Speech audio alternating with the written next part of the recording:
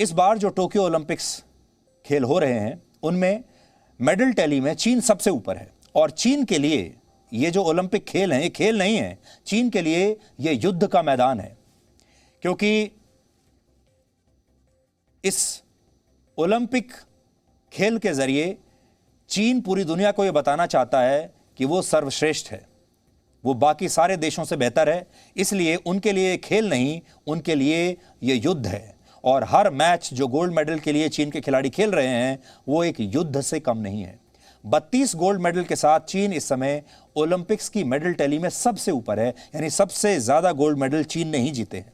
Silver और bronze medal अगर मिला लें तो चीन के पास इस समय 70 मेडल हैं। लेकिन चीन के लोग और वहां की सरकार इससे भी खुश नहीं है, क्योंकि चीन में ऐसी मानसिकता है कि अगर खिलाड़ी गोल्ड मेडल से कम कुछ भी जीतें तो वो सच्चे देशभक्त नहीं बल्कि गद्दार हैं। आपको शायद यकीन नहीं होगा, लेकिन चीन में सिल्वर और ब्रोंज मेडल जीतने वाले खिलाड़ियों की बहुत आलोचना हो रही है। ये सब चीन के नकली राष्ट्रवाद की वजह से हो रहा है। चीन ने खुद को दुनिया के मुकाबले खड़ा करने के लिए अपना सब कुछ झोंक दिया और खेल से लेकर विज्ञान तक को अपने अहंकार का विषय बना लिया। चीन में जो लोग सोशल मीडिया और इंटरनेट पर अपने खिलाड़ियों को निशाना बना रहे हैं वो लोग ओलंपिक खेलों को किसी युद्ध के मैदान से कम नहीं समझते। ऐसा युद्ध का मैदान जहां चीन अकेला पूरी दुनिया को हराना चाहता है, जहां गोल्ड मेडल जीतने वाला खिलाड़ी तो एक योद्धा की तरह है, एक विजेता की तरह है, लेकिन हारने वाले खिलाड़ी को लूजर कहा जाता है और गद्दार कहा जाता है। चीन में कंप्यूटर के कीबोर्ड पर इस नकली राष्ट्रवाद का प्रदर्शन करने वाले इन युवाओं को लिटिल पिंक्स कहते हैं। ये लोग अपने देश की एक भी हार को बर्दाश्त नहीं करते। इस दबाव को एक उदाहरण से समझिए। पिछले हफ्ते टेबल टेनिस के मिक्स्ड डबल्स का फाइनल मुकाबला चीन जापान की टीम से हार गया। चीन की टीम हार गई, जापान की टीम जीत गई। चीन के खिलाड़ियों ने अपने देश के लिए सिल्वर मेडल जीता। किसी और देश के लिए शायद ये एक बहुत बड़ी उपलब्धि होती। अगर भारत के खिलाड़ी होते तो बड़े खुश होते और पूरा भारत उन्हें बधाई भी देता। लेकिन चीन के खिलाड़ी सिल्वर मेडल जीतने के बाद यानी फाइनल हारने के बाद लगातार रो रहे थे और बार बार अपने देश के लोगों से माफी मांग रहे थे, क्योंकि इन्हें अंदाजा हो गया था कि अब चीन में उनके साथ क्या होने वाला है। मैच के तुरंत बाद चीन के लोगों ने इंटरनेट पर इन खिलाड़ियों को बहुत ट्रोल करना शुरू कर दिया। लोगों ने आरोप लगाए कि इन खिलाड़ियों ने अपने देश का सिर शर्म से झुका दिया और देश की नाक कटा दी। जापान चीन का दशकों पुराना दुश्मन है। 1930 के दशक में जापान ने चीन पर कई बार हमले किए थे और चीन के एक बड़े हिस्से पर जापान का कब्जा था। इस दौरान जापान की सेना ने चीन के लाखों लोगों का खून बहाया और उन पर अत्याचार भी किए। इसलिए चीन किसी भी कीमत पर जापान से हारना नहीं चाहता। किसी से भी हार जाओ लेकिन जापान से मत हारो, ऐसा वहां बताया जाता है। लेकिन क्या वर्षों पहले हुए एक इस घटनाक्रम के लिए ओलंपिक में खेल रहे खिलाड़ियों को गद्दार कहना सही होगा? यह सिर्फ एक खेल में मिली हार की कहानी नहीं।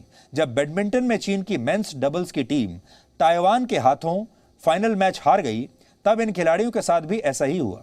तब चीन के सोशल मीडिया यूजर्स ने अपने इन खिलाड़ियों के लिए लिखा कि ऐसा लगता है ये खिलाड़ी सो गए थे और इन्होंने जीतने के लिए जरा भी कोशिश नहीं की। लेकिन चीन में कई बार गोल्ड मेडल जीतने वाले खिलाड़ियों को भी बख्शा नहीं जाता। टोक्यो ओलंपिक खेलों का पहला गोल्ड मेडल चीन की एक शूटर येंग कियान ने जीता था और इसके बाद इस खिलाड़ी ने अपने जूतों के कलेक्शन की एक तस्वीर सोशल मीडिया पर पोस्ट की। लेकिन जो कंपनी इन जूतों को बनाती है वो इन दिनों वीगर मुसलमानों पर हो रहे अत्याचारों के खिलाफ चीन में बनने वाले कच्चे माल का विरोध कर रही है। और इसी वजह से चीन की लिटिल पिंक सेना ने इंटरनेट पर अपनी गोल्ड मेडलिस्ट खिलाड़ी पर भी हमला बोल दिया, जहां उनका अपमान किया गया, उन्हें डराया गया और उन्हें धमकाया गया। ये उनका हाल है जिन्होंने गोल्ड मेडल जीता। चीन खुद को हर क्षेत्र में नंबर 1 देखना चाहता है, हर कीमत पर, और उसे इससे कोई मतलब नहीं कि नंबर 1 बनने की यह जिद उसके खिलाड़ियों के मानसिक स्वास्थ्य पर कितना असर डालती है। चीन में बच्चों को बहुत शुरुआत से ही एथलेटिक्स स्कूलों में डाल दिया जाता है, स्पोर्ट्स स्कूलों में डाल दिया जाता है, जहां बहुत कड़ी ट्रेनिंग होती है और ट्रेनिंग के नाम पर उनके कोच उन्हें मारते पीटते हैं, प्रताड़ित करते हैं।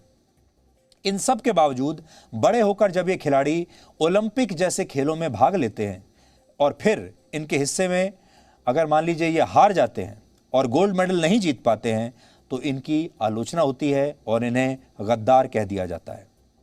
इस खौफ को चीन के खिलाड़ी भी अच्छी तरह समझते हैं और ये दिखाने की कोशिश करते हैं कि वो चीन की कम्युनिस्ट पार्टी के प्रति बहुत वफादार हैं।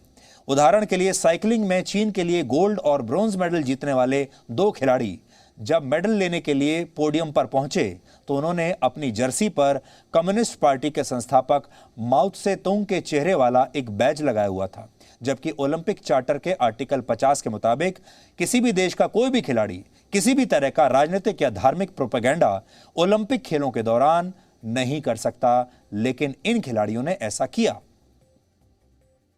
वर्ष 1960 में जब चीन में सांस्कृतिक क्रांति आई तब माओ के चेहरे वाले इस बैज की चीन में बहुत मांग हुआ करती थी और इसे आज भी देशभक्ति का एक बहुत बड़ा प्रतीक और प्रमाण माना जाता है। और चीन के खिलाड़ियों को हर कदम पर अपनी देशभक्ति साबित करनी होती है, हर कदम पर अपनी देशभक्ति का सबूत उन्हें देना पड़ता है, जबकि दूसरे देशों में ऐसा नहीं होता। भारत के खिलाड़ी ब्रॉन्ज भी जीतते हैं तो पूरे देश को खुशी होती है।